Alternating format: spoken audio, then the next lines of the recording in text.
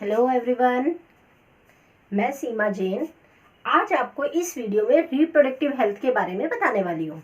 इससे पहले वाली वीडियोस में हमने male reproductive system, female reproductive system and fertilisation in human beings, reproduction in human beings पूरा पढ़ लिया है। ठीक है, अब हम समझेंगे इसमें रिप्रोडक्टिव हेल्थ। तो सबसे पहली बात तो हेल्थ होता क्या है, आपने अपनी 9th क्लास में पढ़ा था। Health is a state of being socially, physically, mentally, emotionally fit. Okay, तो जब यहाँ पे रिप्रोडक्टिव हेल्थ वर्ड आ गया है, what does it mean? It means state of physically, mentally and socially fitness leading to safe reproductive life, leading to safe reproductive life. यानी कि reproductive health हम ये कह सकते हैं कि ये वो स्टेट है जिसमें इंसान मेंटली, फिजिकली, सोशली अपनी रिप्रोडक्टिव लाइफ को लीड करने के लिए मैच्योर हो जाए। और ये हमने पढ़ा है हमारे प्रीवियस वीडियोस में कि रिप्रोडक्टिव मैच्योरिटी कब आती है। Reproductive maturity comes in the body with the age of puberty. Okay, और प्यूबर्टी की जो एज है वो गर्ल्स और बॉयज में डिफरेंट होती है, वो हम ऑलरेडी डिस्कस कर चुके हैं। अब हम इसमें आगे डिस्कस नहीं करेंगे। तो प्यूबर्टी जो है वो एज है सेक्सुअल मैच्योरिटी की। सेक्सुअल मैच्योरिटी दैट मीन्स, मैंने आपको बताया था कि गर्ल्स में 11 to 13, बॉयज में 13 to 15 की एज है। पर क्या ये एज रिप्रोडक्शन के लिए फिट है? No, this age is not fit for reproduction. अगर इस एज में रिप्रोडक्शन होता है तो it may be very injurious, very dangerous, not injurious, it may be very dangerous. अब देखिए, initial stage of puberty that means, ये जो मैंने आपसे कहा ना, जैसे ही प्यूबर्टी स्टार्ट हुई कि गर्ल्स में मेंस्ट्रुएशन स्टार्ट हुआ, बॉयज में स्पर्म फॉर्मेशन स्टार्ट हो गया, तो चलिए बॉडी रिप्रोडक्टिवली मैच्योर हो गई है। रिप्रोडक्टिव मैच्योरिटी की स्टेज स्टार्ट हुई है, और ये जो स्टार्टिंग स्टेज है, ये this is not fit for reproduction or sexual acts. Okay, now see, as in our country the population is going day by day. ठीक है, और ऐसा क्यों हो रहा है? Due to the ignorance of the people. चलिए उस बात को मैं थोड़ा साइड में रख के पहले थोड़ा और कुछ डिस्कस करती हूँ कि सोसाइटी के अंदर कई तरह के प्रेशर्स होते हैं यंगस्टर्स के ऊपर। ठीक है, जैसे early marriage and having children. ऐसा नहीं है कि हमारा पूरी कंट्री, अगर हम खाली इंडिया की बात करें तो each and every person is well educated और उनको ये सब मालूम है कि ठीक है एट व्हाट एज। नहीं, उनको लगता है ठीक है नाउ प्यूबर्टी की एज आ गई है, दैट मीन्स जल्दी से जल्दी शादी कर दी जाए, जल्दी से जल्दी बच्चे हो जाने चाहिए। तो इस तरह का प्रेशर हमारे यंगस्टर्स पे कई फैमिलीज में होता है। कई जगह ऐसा होता है कि पीर प्रेशर होता है, यानी कि कंपेनियंस का प्रेशर होता है कि चाहे ना चाहे कई बार पर्सन्स जो हैं, यंगस्टर्स जो हैं, वो सेक्सुअल एक्ट में इंडल्ज हो जाते हैं। और ये सेक्सुअल एक्ट में इंडल्ज होना, again this is not a good sign for health. Government pressures to plan families, government का भी प्रेशर रहता है प्लान फैमिलीज को प्लान करने के लिए। तो ये सब इतना कंफ्यूजन होता है यंगस्टर्स के ऊपर कि ऐसे में उनको इतने कंफ्यूजन्स में चॉइस निकालना डिफरेंट हो जाता है। और कई बार इस प्रेशर की वजह से वो एक एज के पहले ही सेक्सुअल एक्ट्स में इंडल्ज हो जाते हैं। Okay, now let's see sexual act है क्या। What is sexual act? It is the intimate connection of the bodies. और जब दो अपोजिट जेंडर की बॉडीज में जब कनेक्शन होता है तो ऐसे में देयर आर चांसेस कि जो सेक्सुअली ट्रांसमिटेड डिजीजेस हैं उनका होना संभव हो जाता है। ठीक है, दैट मीन्स अगर सेक्सुअल एक्ट होता है, अनप्रोटेक्टेड सेक्सुअल एक्ट, जरा इसको याद रखिएगा इस वर्ड को, अगर अनप्रोटेक्टेड सेक्सुअल एक्ट होता है तो ऐसे में, अच्छा sexual act sometimes it is due to curiosity. कई बार ऐसा होता है कि इमोशंस, जो हार्मोनल हमारी बॉडी में चेंजेस होते हैं, वो भी एक समय से पहले जो है इन सब चीज़ों में यंगस्टर्स इंडल्ज हो जाते हैं, लेकिन उन्हें इनके कॉन्सिक्वेंसेस नहीं मालूम है। तो उस कॉन्सिक्वेंसेस में जब ये इस तरह से हो जाते हैं तो intimate connection of bodies which results in STDs, which may or may not result in STD. If it is a protected sexual act, no problem. But if it is unprotected sexual act, then it results in STD. That means sexually transmitted diseases. I hope इतना सब समझ में आया होगा. Simple सी बातें हैं, इसमें ज़्यादा समझाने जैसा नहीं है. तो सेक्सुअली ट्रांसमिटेड डिजीजेस. अब क्या पूछा जाता है एग्जाम में question, how many types of sexually transmitted diseases are there in your course. दो तरह की होती है, एक तो होती है बैक्टीरियल, एक होती है वायरल. तो क्वेश्चन ये पूछा जाता है, name any 2 bacterial disease STD और 2 वायरल STD. अब देखिए, जो बैक्टीरियल डिजीज है वो है गोनोरिया और सिफिलिस. क्लियर. गोनोरिया और सिफिलिस दोनों बैक्टीरियल है, तो इनको एंटीबायोटिक्स के थ्रू क्योर किया जा सकता है, इनका ट्रीटमेंट है. लेकिन जो वॉट्स एंड एड्स डिजीज है ये वायरल डिजीज है, और वायरल डिजीज का एज सच 100% क्योर अभी तक नहीं है. ठीक है, वैसे हमारी मेडिकल साइंस इस चीज के लिए कंटिन्यूसली एफर्ट्स कर रही है, बट स्टिल एड्स और वॉट्स का कंप्लीट जो है क्योर नहीं है. अब देखिए, सेक्सुअल एक्ट में एक और चीज क्या होती है. Sexual act has potential to lead pregnancy. ठीक है, सेक्सुअल एक्ट हुआ है, and if it is unprotected then it may result in pregnancy. और अगर यही प्रेगनेंसी एक कंप्लीटली मिच्योर माइंड और मिच्योर बॉडी के होने के पहले अगर इस तरह से प्रेगनेंसी हो जाती है, it is very bad for the women as well as the babies that the women is carrying. Okay, तो सेक्सुअल एक्ट्स जो हैं ये सब जो हैं एक पर्टिकुलर एज या व्हेन द बॉडी माइंड पूरी तरह से जब इस चीज के लिए रेडी रहता है, ठीक है, at that time the pregnancy should be there. What is pregnancy actually, ये हमने उसमें पढ़ा है. क्या है? It's a fusion of male and female gamete. तो अब मैं आपको बताऊंगी कि इस तरह के फ्यूजन्स को कैसे रोका जा सकता है. क्लियर. तो एक हमने क्या पढ़ा इसके अंदर, एक तो जस्ट बेसिक इंफॉर्मेशन पढ़ी, दूसरा हमने the most important thing is socially transmitted diseases, और तीसरी इंपॉर्टेंट चीज जो हम पढ़ने वाले हैं वो क्या है? Yes, that is the various contraceptive methods. Right, contraceptive method. ये कॉन्ट्रासेप्टिव मेथड क्या है और कैसे, क्या इनकी सिग्निफिकेंस क्या है? देखिए, कॉन्ट्रासेप्टिव मेथड्स वो मेथड्स हैं जो कि प्रेगनेंसी को कंट्रोल करने के लिए यूज़ किए जाते हैं. प्रेगनेंसी कंट्रोल का मतलब क्या होता है? फ्यूजन, किसी भी तरह से स्पर्म और ओवा का रोकना. Okay, so basic contraceptive methods क्या है? एक तो है बैरियर मेथड. बैरियर का मतलब होता है कहीं पे भी ऐसे रोक लगा देना. ठीक है, सो बैरियर मेथड में क्या होता है, कुछ तरह के ऐसे डिवाइसेस होते हैं, रबर डिवाइसेस, जैसे कॉन्डम्स होते हैं, सर्वाइकल कैप्स होती है, वेजाइनल डायफ्राम्स होते हैं. ये कुछ ऐसे डिवाइसेस होते हैं जिससे कि जो मेन जो कॉपुलेटरी ऑर्गन्स होते हैं उन पे इसको यूज किया जाता है, सो दैट स्पर्म जो है वो यूट्रस तक न पहुंच सके. And this condoms are used by man, cervical caps and vaginal diaphragms are used by womens. Okay, तो बैरियर मेथड का मेन काम क्या है? इसका मेन काम यह है एक बैरियर की तरह आ जाना, ताकि स्पर्म जो है पेनिस से सीधा वेजाइना तक जाएंगे, लेकिन वेजाइना तक जाने के बाद में बस वही एंट्री पे रुक जाएंगे और वो यूट्रस तक नहीं जाएंगे.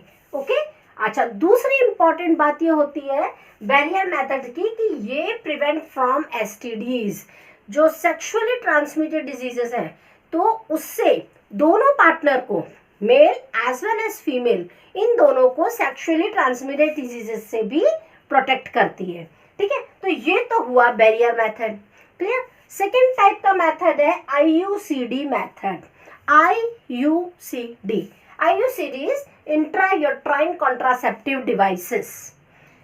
कुछ इस तरह के डिवाइसेस होते हैं, जैसे प्लास्टिक के, रबर के, मेटल के, कुछ ऐसे डिवाइसेस होते हैं जिससे यूट्रस के अंदर फिट कर दिया जाता है. है ना। और जब वो यूट्रस में फिट हो जाता है तो ऐसे में अगेन स्पर्म जो है, जैसे ये यूट्रस है और यहाँ पे फैलोपियन ट्यूब है ऊपर, ओके, ये यहाँ पे ऊपर फैलोपियन ट्यूब है, तो ये यूट्रस में इस तरह से इस डिवाइस को फिट कर दिया जाता है ताकि स्पर्म जो है वो कैसे भी फैलोपियन ट्यूब तक नहीं पहुंच सके। और जब स्पर्म फैलोपियन ट्यूब तक नहीं पहुंचेगा तो फ्यूजन नहीं होगा, और फ्यूजन नहीं होगा तो फर्टिलाइजेशन नहीं होगा, और जब फर्टिलाइजेशन होगा तो there is no chance of pregnancy. Okay, so prevents the entry of sperms in oviduct. Clear. लेकिन इसका एक ड्रॉबैक है, क्योंकि दीज आर द थिंग्स जिसे एक्सटर्नली बॉडी के अंदर कहीं यूज किया गया है।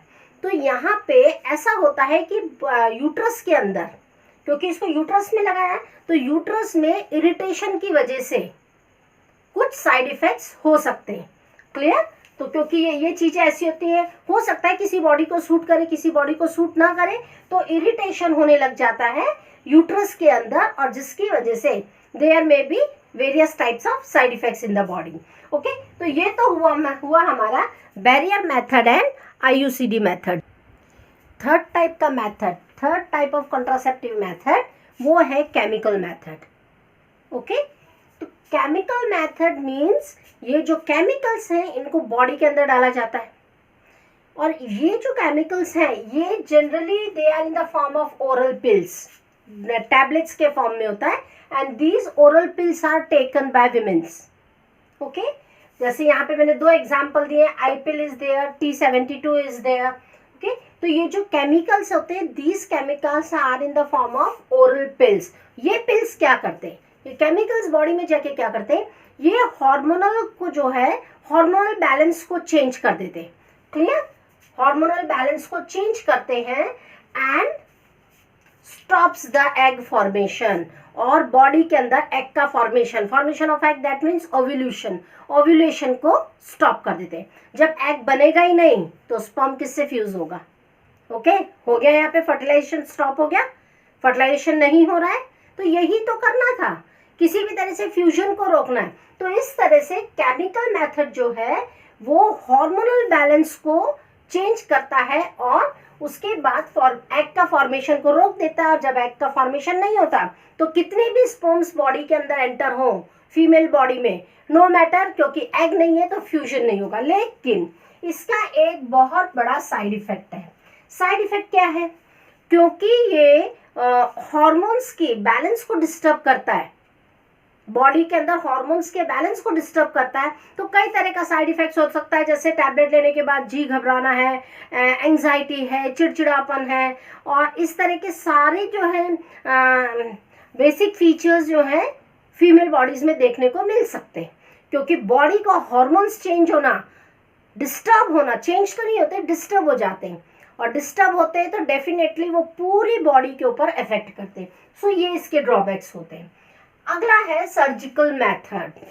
Yes, surgical method means small surgery, small operations होते हैं, और वो क्या होते हैं, सर्जिकल मेथड 2 तरह के होते हैं, one is the vasectomy and other is the tubectomy.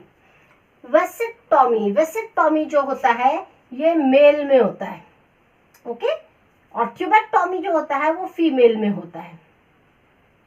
अगर एक कपल है, ठीक है, हस्बैंड वाइफ है या 2 पार्टनर्स हैं, तो पार्टनर्स में से ऐसा जरूरी नहीं है कि सर्जरी दोनों को करानी पड़े। In case if any one of the partner uses this surgical method then also it will work। अब वेसेक्टोमी में क्या होता है, ये जो सर्जिकल मेथड है are safe for long term, लंबे समय के लिए सेफ तो है, but can cause infection if not perform properly. लेकिन अगर सर्जरी प्रॉपरली नहीं करी है या उसके अंदर थोड़ी भी केयरलेसनेस हो गई है, then it may cause infection in the body. Simple सी बात है, ठीक है। नाउ वेसेक्टोमी में होता क्या है, ये देखिए यहाँ पे पेनिस है, यहाँ पे ये है टेस्टिस, ठीक है, टेस्टिस है, टेस्टिस से निकल रही है वास डिफरेंस, ठीक है। तो क्या किया जाता है, एक स्मॉल सर्जरी के थ्रू वास डिफरेंस को कट कर देते हैं, और कट पार्ट को फिर यहाँ पे वापस से इसको टाइट कर देते हैं, उसको थ्रू थ्रेड टाइट कर देते हैं, ठीक है। तो जब यहाँ पे कनेक्शन कट गया दोनों के बीच में, तो अब यहाँ से कितने भी स्पर्म रिलीज होंगे वो आगे बढ़ेंगे ही नहीं, यहीं पे खत्म हो जाएंगे। ये होता है वेसेक्टॉमी में। ट्यूबेक्टॉमी में क्या होता है, जो फेलोपियन ट्यूब होती है दोनों साइड में, हाँ ये बहुत जरूरी है ध्यान रखना, यहाँ पे भी दो टेस्टिस है, तो दोनों टेस्टिस से वास डिफरेंस निकल रही है, तो दोनों साइड की वास डिफरेंस को कट करना पड़ता है, क्योंकि अगर एक साइड की वास डिफरेंस को कट कर दिया तो दूसरी साइड की वास डिफरेंस से अपने आप फ्लो कंटिन्यू रहेगा। सिमिलरली फेलोपियन ट्यूब को भी इस तरह से कट करके और उनके एंड्स को टाई कर दिया जाता है, ठीक है, इस तरह से, और टाई कर देने से इनमें कनेक्शन कट जाता है, तो जो ओवरी मतलब स्पर्म जो है, एक तो ओवरी एग भी नहीं पहुंच पाएगा फेलोपियन ट्यूब में, स्पर्म भी नहीं पहुंच पाएगा, फ्यूजन नॉट पॉसिबल। और इस तरह से ये एक तरह का कॉन्ट्रासेप्टिव मेथड है जिसमें भी प्रेगनेंसी को प्रिवेंट किया जा सकता है। ओके, तो एक और मेथड मैं आपको बताती हूँ, that is the abortion method. Okay, यहीं पे बता देती हूँ डायग्राम हटा करके, बहुत छोटा सा है, that is abortions.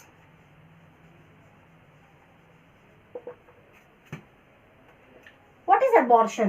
It is the termination of undesirable pregnancies. ठीक है, they sometimes what happens, pregnancy तो हुई लेकिन there are complications, तो ऐसे केसेस में डॉक्टर्स को वो पूरा टर्मिनेट करना पड़ता है, पूरा बॉडी से अलग करना पड़ता है। That means in case suppose, और ये शुरू के स्टार्टिंग मंथ्स में होता है, लेटर स्टेज में नहीं होता है, क्योंकि लेटर स्टेज में अगर डेवलपमेंट हो जाता है then it is very risky for the mother. Okay, तो what are abortions? Abortions are the termination of undesirable pregnancies. अब क्योंकि एबॉर्शंस का बहुत ही मिसयूज किया जा रहा है, कुछ स्टेट्स में क्या हो गया, अब जैसे ही प्री नेटल, दैट मीन्स वो फीटस का क्या करते हैं, उसका सेक्स डिटरमाइन करवा करके और फिर if it is a girl child उसको अबॉर्ट करवा दिया जाता है, उसको बॉडी से टर्मिनेट कर दिया जाता है। तो गवर्नमेंट ने क्या किया है, गवर्नमेंट ने इस तरह के illegal sex selective abortions for females ban कर दिए। Clear? Unless it is an urgent और इट इज वेरी नेसेसरी, ऐसे केस में अबॉर्शंस किए जाते हैं, otherwise sex determination totally ban. और सेक्स डिटर्मिनेशन के बाद अगर कोई अबॉर्ट करवाता है, सी इलीगल प्रैक्टिसेस तो हर जगह होती हैं, अगर उसके बाद कोई उसको अबॉर्ट कराता है और ऐसे में there are provision of various punishments.